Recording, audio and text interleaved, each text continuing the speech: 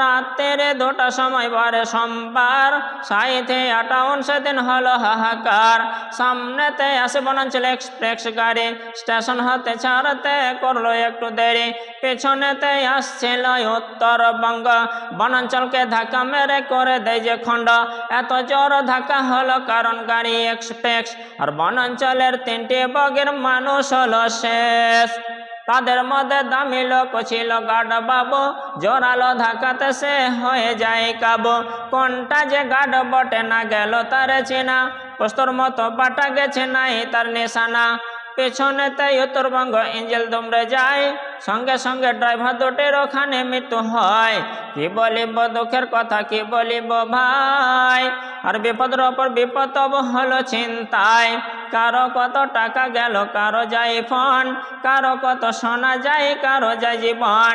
আরো এক দুঃখের কথা সহ্য নাহি হয়, চিৎকার করে তবু মুখে পানি না পায়। আরো বড় দুঃখের কথাই অন্তরে না ধরে, একটি কামরায় উঠেছিল ব্রিজের ওপরে। আহতদের নিয়ে যাওয়া হলো হাসপাতাল, তাদের মধ্যে কেউ আবার ছাড়লো ইহকাল। 8 বছরের শিশু ছেলে, মিলে না তার নাম, মিলে না তার মাতা পিতা, মিলে না মোকাম। কত ভাই মারা গেল, কত যে বোন, তাদের সাথে গেল আবার মোবাইল ফোন। কত যে মাও গেল, কত যে বাপ, নারী ভুঁড়ি বেরিয়ে গেল, ছিল কত চাপ। কেউ আবার ঘুমাচ্ছিল, কেউ শুনছিল গান, তাদের রক্তে সাঁইথিয়ায় পড়িল যে বান।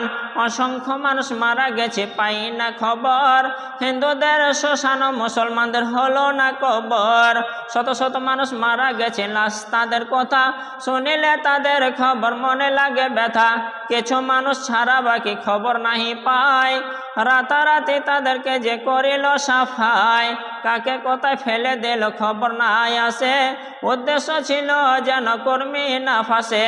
সত্য খবর লুকিয়ে দিয়ে মিথ্যা খবর শোনায়, শত শত মানুষ মরার সত্ত্বেও 61 জন জানায়।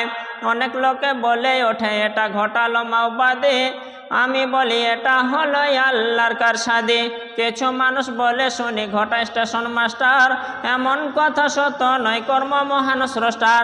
আবার কেউ বলে শুনি ড্রাইভার ঘুমাচ্ছিল।